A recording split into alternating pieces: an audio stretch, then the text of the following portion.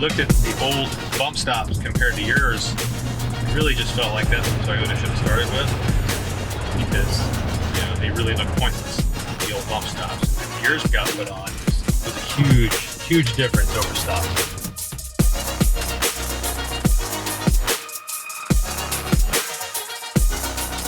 Noticeable, it's a lot stiffer, especially in the rear end.